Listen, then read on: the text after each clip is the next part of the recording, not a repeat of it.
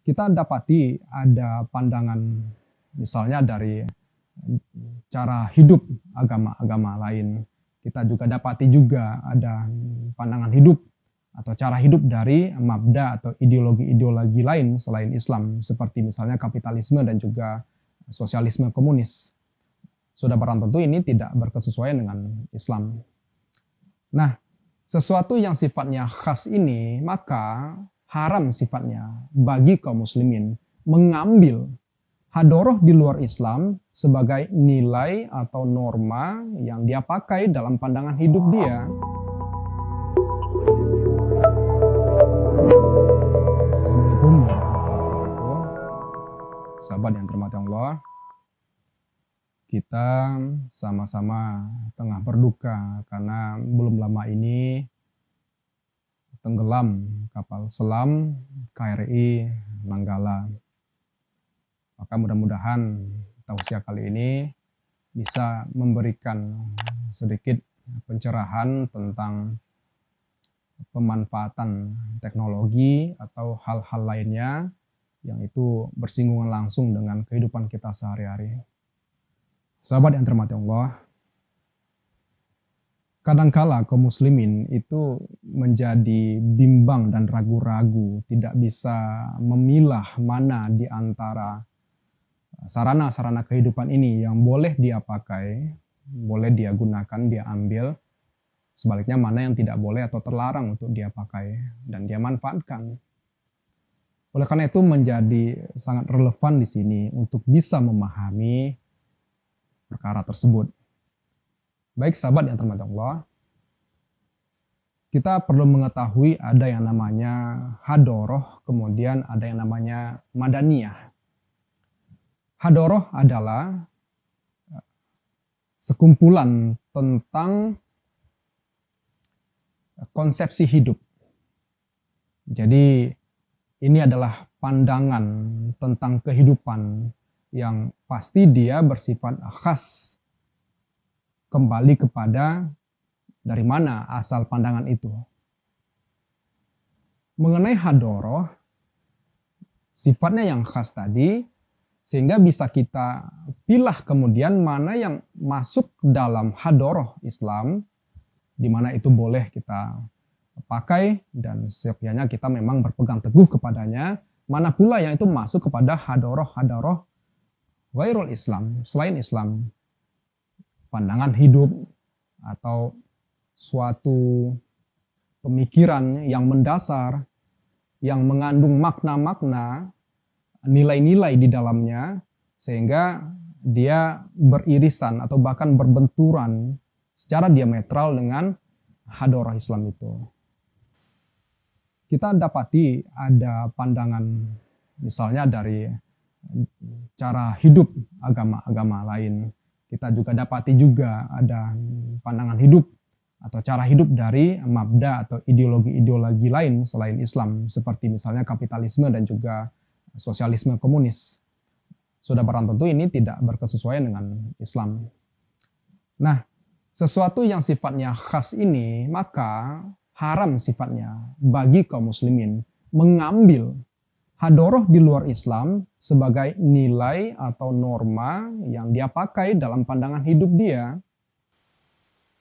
Mudah-mudahan ini membuat clear persoalan tersebut. Baru kemudian kita masuk kepada yang kedua adalah madaniyah.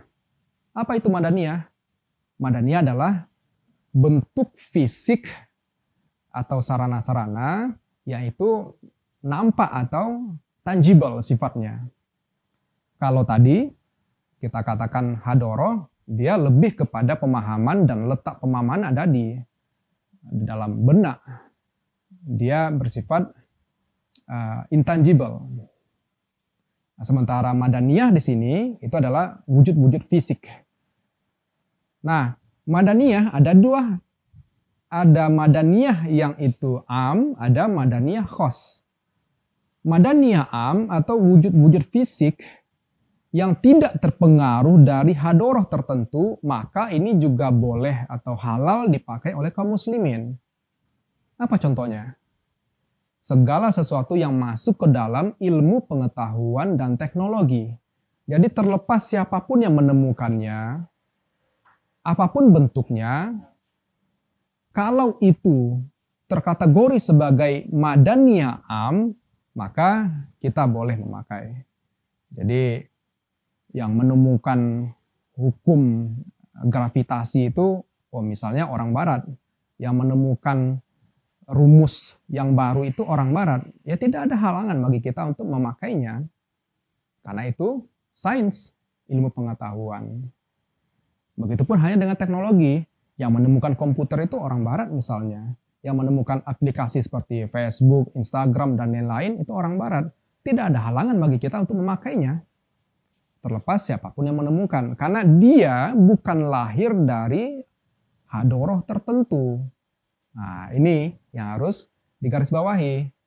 Berbeda lagi halnya dengan madaniyah yang itu lahir dari hadoroh tertentu. Ini yang dinamakan dengan madaniyah khas tadi.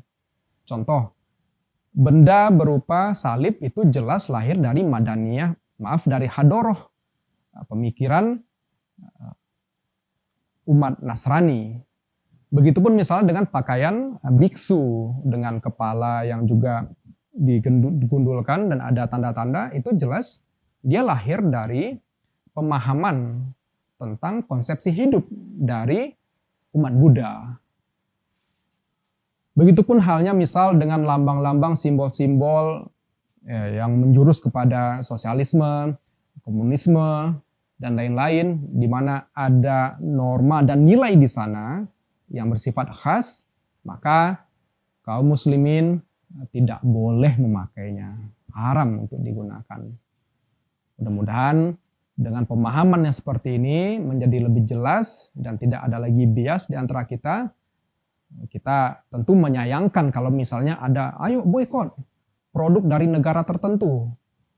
Padahal juga mau ngeprintnya itu menggunakan alat yang juga diproduksi dari negara tertentu.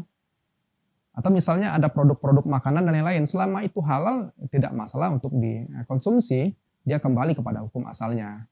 Walaupun harap jangan disalahpahami ya, dalam konteks keberpihakan itu beda perkara. Kalau hukum asalnya itu halal maka boleh dipakai oleh siapapun. Nah, sahabat yang dirahmati Allah, jadi kesimpulan kita bahwasanya di dalam hidup ini ada yang terkategori sebagai hadoroh, sifatnya khas. Kita tidak boleh memakai hadoroh yang berasal dari luar Islam, karena hadoroh ini dia tersangkut dengan cara hidup, baik buruk, dan lain sebagainya. Sementara mengenai madaniyah, wujud-wujud fisik, benda-benda, itu selama terkategori kepada madaniyah am, umum, berupa ilmu pengetahuan, teknologi, siapapun bisa memanfaatkannya tanpa harus ragu-ragu. Tapi kalau benda itu jatuhnya kepada madaniyah khas, yang dia turunan dari hadoroh yang juga khas tadi, ini terlarang untuk kita gunakan. Mudah-mudahan kita tidak terjebak memanfaatkan sesuatu yang itu haram, yang itu tidak boleh kita manfaatkan, dan kita tidak menjadi ragu kemudian untuk memanfaatkan apa yang sebenarnya itu boleh untuk kita manfaatkan. Sekian dari saya, salah janggal mohon maaf. Akhirul kalam wa billahi taufiq wal hidayah. Assalamualaikum warahmatullahi wabarakatuh.